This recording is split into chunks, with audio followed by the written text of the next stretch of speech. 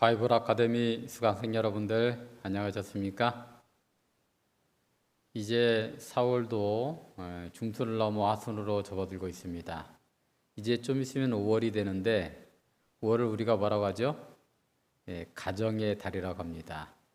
어린이날도 있고 어버이날도 있고 해서 가정의 달이라고 그러는 것 같습니다.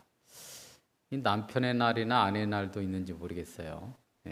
그래서 정말 모든 가족들이 서로의 가족 구성원들을 위해서 정말 하나님께 주신 사랑을 표현하고 실천함으로 정말 모든 가족들이 하나님의 가정, 그리스도의 가정, 사랑과 은혜가 충만한 가정들이 되었으면 좋겠습니다. 오늘은 기본교리 28 중에 제23과 결혼과 가정이라는 제목으로 함께 연구해 보도록 하겠습니다.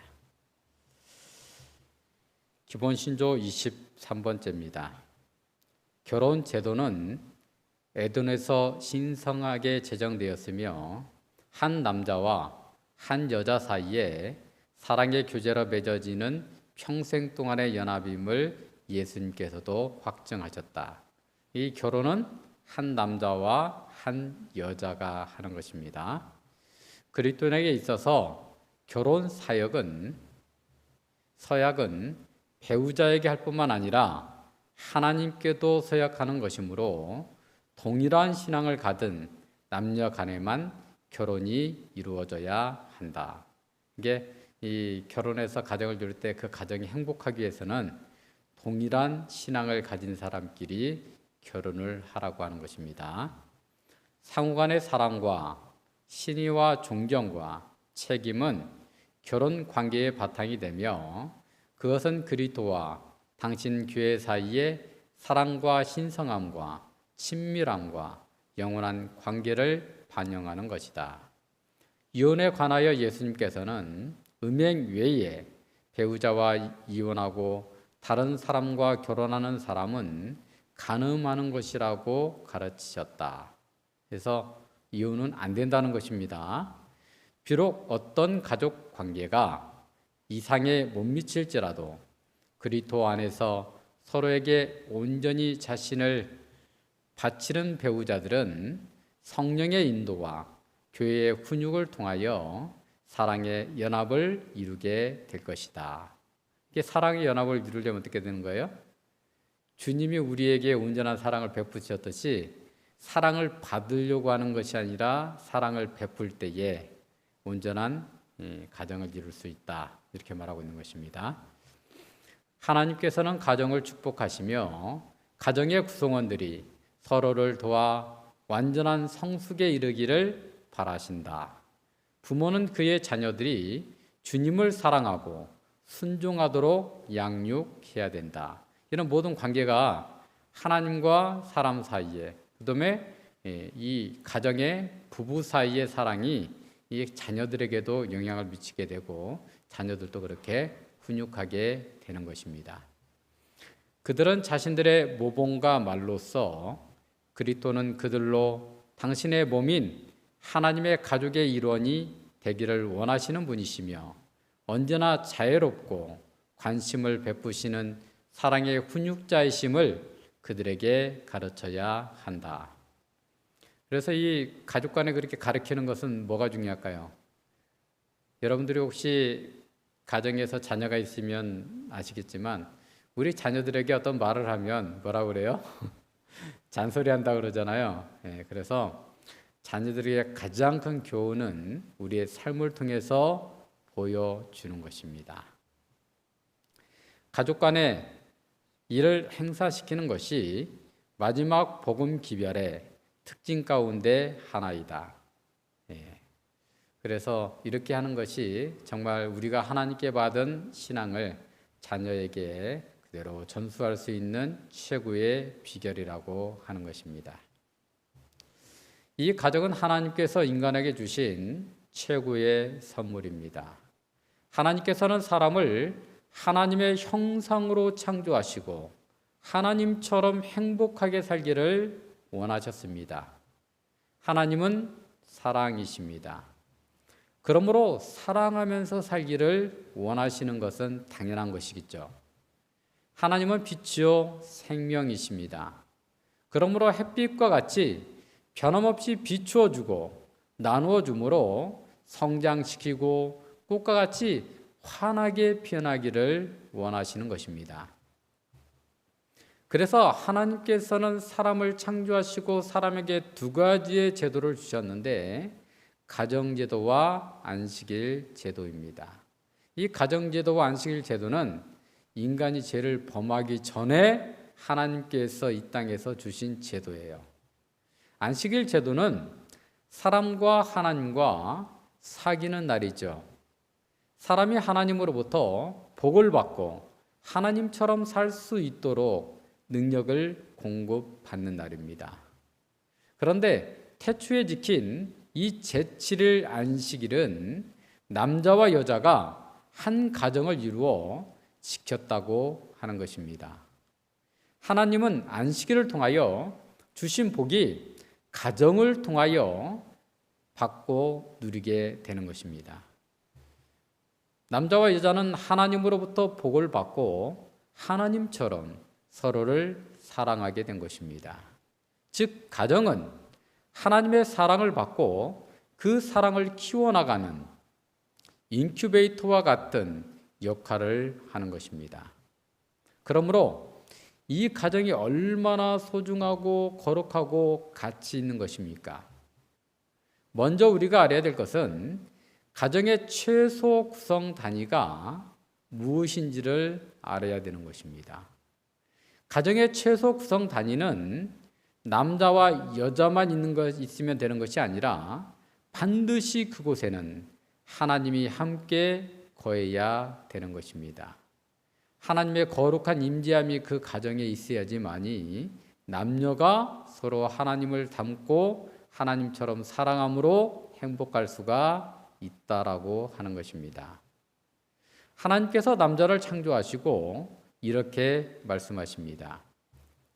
창세기 2장 18절에 보면 여호와 하나님이 가라사대 사람이 독주하는 것이 좋지 못하니, 처음에는 남자 아담 하나만 창조했잖아요. 그러니까 혼자 있으니까 독주하는 것이 좋지 못하니 내가 그를 위하여 돕는 배필을 지으리라 하시니라. 그래서 남자의 돕는 배필로 창조받은 것이 바로 여자입니다. 여기서 이 배필로 번역된 히브리어 네겟은 어떤 사람이나 물건 앞에 정면에 맞은편에 조화되게 서는 것을 의미하는 것입니다. 이 경우 아담 앞에 서려 했던 사람은 그의 상대자로서 그와 조화되면서 그를 보완해 주어야 했던 것입니다. 이것은 어느 한쪽이 어느 한쪽에게 종속되는 것이 아니라 동등한 입장에서 서로를 통해서 하나님의 형상으로 성장해가는 관계라고 말할 수가 있는 것입니다. 서로 조화가 돼야 되는 것입니다. 저는 이것을 가만히 생각해 보니까 나란히 서서 비추는 두 자리의 촛대라고 말하고 싶어요. 초는 자신을 태워서 상대방을 빛나게 하잖아요. 남녀가 만나서 한 가정을 이루는 것이 바로 서로의 사랑을 통하여 상대방을 빛나게 하고 행복하게 하는 것이 바로 가정이라고 하는 것입니다. 먼저 남자가 여자를 만나 가정을 이루기 위해서는 부모로부터 떠나야 합니다. 창세기 2장 24절에 보면 이러므로 남자가 부모를 떠나 그 아내와 연합하여 둘이 한 몸을 이룰지니라. 여러분, 아담의 부모가 누구예요? 하나님이 아담을 창조했으니까 하나님이 아담의 부모가 되죠. 하나님을 떠난다는 것은 하나님과 이별하는 것을 말하는 것이 아닙니다. 사랑으로 성장하여 이제 그 사랑으로 온전히 독립된 존재로서 여자를 만나 연합함으로 한 가정을 만드는 것을 의미하는 것입니다. 그래서 하나님께서 주신 그 사랑으로 여자를 비출 수 있는 남자, 그 사람이 신랑으로 준비가 된 거예요. 연합하다라고 번역된 히브리어는 집착하다, 고정시키다, 결합하다, 꼭 붙잡다 이런 뜻의 말에서 유래한다고 합니다. 명사로서 그것은 심지어 땜질과 납땜에도 사용이 되었습니다. 아주 견고하게 결코 떼어놓을 수 없는 사랑의 관계로 연합하는 것을 의미하는 것입니다. 마치 성부와 성자와 성령 하나님이 하나이시고 결코 세 분의 하나님을 떼어놓을 수 없듯이 남자와 여자가 연합하여 한 가정을 이루는 것입니다. 남녀가 만나 결혼하여 한 가정을 이루는 것은 사람들 앞에서 맹세하는 것뿐만 아니라 하나님 앞에서 맹세하는 것입니다. 마태복음 19장 6절에 보면 주님께서 말씀하시기를 이러한즉 이제 둘이 아니요 한 몸이니 그러므로 하나님이 짝지어 주신 것을 사람이 나누지 못할지니라. 여러분들이 결혼할 때 주로 선생님이 이 말씀을 거의 대부분 다 하시죠. 그래서 이 남녀가 결혼하는 것은 하나님 앞에서 맹세하는 것입니다. 여러분, 하나님 앞에서 맹세하기 위해서는 같은 신앙을 가지고 있어야 되는 것입니다. 만일 신앙이 다르면 어떻게 되는 거예요? 종교 전쟁이 일어나는 것입니다. 그것이 가정 안에서 일어나는 거예요. 종교 전쟁이 가정 안에서 일어나면 행복할까요? 불행할까요? 행복할 수가 없는 것입니다. 아담과 하와가 죄를 범한 이후에 다시 회복되기 위해서는 주님이 재림하여 오셔야지만이 가능합니다. 그래서 6,000년이라는 역사가 흘렀지만 아직도 회복되고 있지 못한 것입니다. 서로 신앙이 다른 경우에는 이러한 영적 전쟁을 치를 수밖에 없음을 명심하시고 같은 신앙 안에서 결혼하게 되기를 권해드립니다. 바울은 이 원칙을 명백한 말로 반복하고 있습니다. 고린도후서 6장 14절로 16절에 보게 되면 너희는 믿지 않는 자와 멍에를 같이 하지 말라. 의와 불법이 어찌 함께하며 빛과 어둠이 어찌 사귀며 그리스도와 벨리알이 어찌 조화되며 믿는 자와 믿지 않는 자가 어찌 상관하며 하나님의 성전과 우상이 어찌 일치가 되리요. 우리는 살아계신 하나님의 성전이라. 그러면 여러분, 한 신앙 안에서 결혼하시고 혹시 이제 결혼해서 자녀가 있는 분들은 여러분의 자녀들을 한 신앙 안에서 결혼시키기를 바랍니다.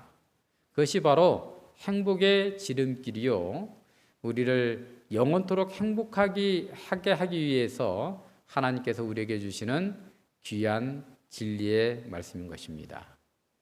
사랑의 하나님으로부터 사랑의 가정이 나왔죠. 사랑의 하나님으로부터 아담이 창조가 되고 아담으로부터 하와가 창조함을 받았잖아요. 그렇죠? 그래서 둘이 결혼하여 한 가정을 이루게 되었습니다. 사랑의 하나님으로부터 사랑의 가정이 나오게 된 것입니다.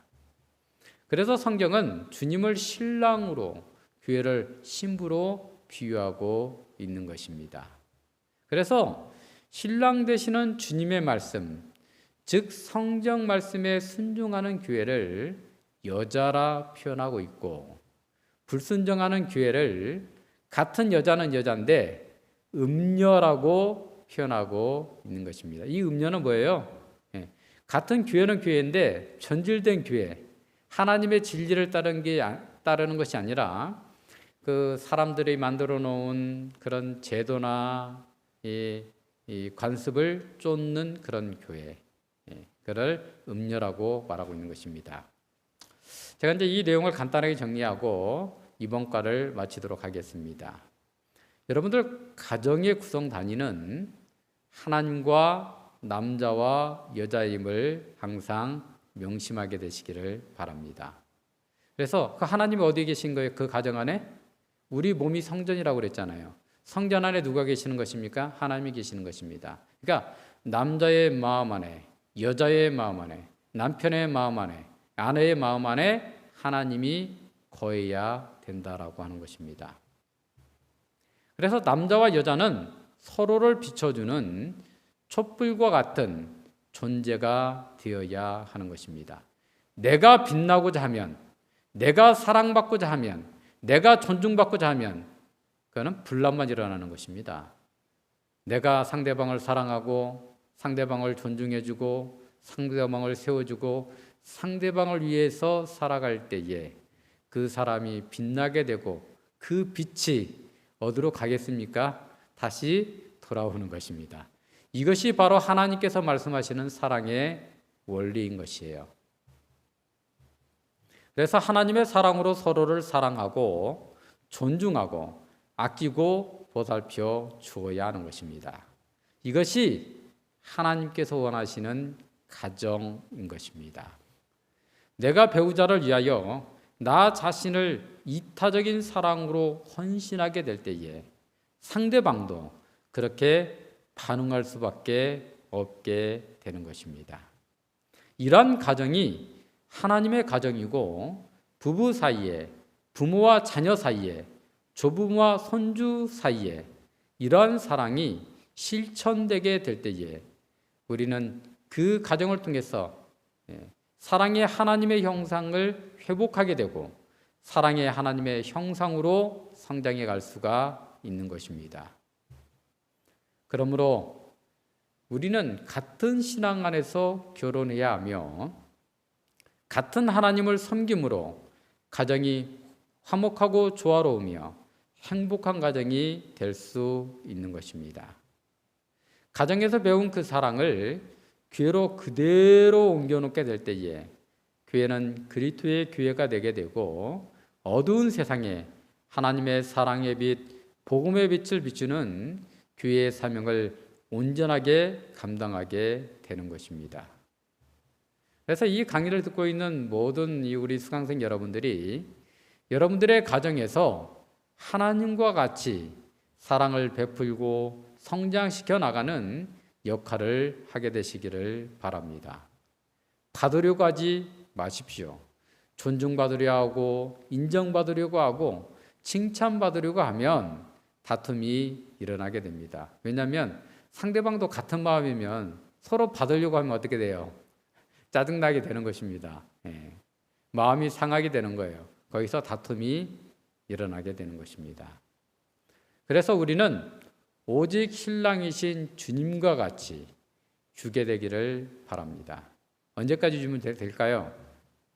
그 사랑의 빛이 반사되어 나에게 돌아올 때까지. 그래서 사랑하는 일이 더욱더 소중해지고 더욱더 즐거워지고 그 원리를 알므로 더욱더 사랑함으로 그 사랑이 점점 커져서 그 가정이 정말 삼위 하나님께서 서로 사랑하듯이 사랑하는 가정이 될 때까지. 그러므로 우리 주님께서 오셔서 그 가정을 볼 때 어떻게 되겠어요? 그 가정을 통째로 구원해 주시는 것입니다. 그 가정이 개인들은 개인의 믿음으로 구원을 받지만 그 가정이 온전히 하나님의 사랑으로 하나가 됐으면 신앙이 하나가 되는 거예요. 그래서 온전히 그 사랑이 하나님의 사랑으로 구원을 받게 되는 것입니다. 근데 그것이 가능하려면 우리들의 능력으로는 불가능한 것입니다. 오직 여호와의 신으로만 가능한 것입니다. 우리가 기도할 때에 우리 주님께서 이 하나님의 성령을 선물로 주시겠다라고 약속해 주셨사오니 여러분들 기도하셔서 성령의 능력을 받으셔서 여러분들의 가정을 사랑의 가정으로 만들게 되시기를 바라면서 오늘 강의를 마치도록 하겠습니다. 기도하겠습니다. 감사하신 우리들의 아버지 하나님, 오늘 이 시간에는 결혼과 가정에 대해서 하나님의 말씀을 통해서 살펴보았습니다. 이 결혼과 가정을 통해서 우리 하나님께서 원하시는 것이 무엇인지를 우리가 깊이 생각할 수 있도록 도와주시고 이 결혼과 가정을 이룸으로 정말 그 가정 안에서 우리 하나님의 사랑의 형상을 회복해 가기를 원하시는 하나님의 아름다운 뜻을 발견하고 우리 모두가 가정에서 우리 주님처럼 우리 하나님처럼 사랑하게 되므로 참으로 우리 가정이 사랑의 가정이 될 수 있도록 사랑으로 죄를 물리치고 사랑으로 이 상처가 치유받는 능력의 가정들이 될 수 있도록 역사하여 주시옵소서. 그리고 오늘 배운 말씀처럼 우리가 서로 결혼하거나 또 우리 자녀를 결혼시키게 될 때에 같은 신앙 안에서 결혼하게 함으로 정말 그 사랑을 더욱더 키워나갈 수 있도록 도와주시고, 서로 신앙이 다를 경우에는 서로 앉아서 기도하고 하나님의 말씀을 함께 상고하고 연구함으로 같은 하나님을 모시고 결혼할 수 있도록 역사하여 주시옵소서. 감사드리며 우리 구주 예수님의 이름으로 기도드리옵나이다. 아멘.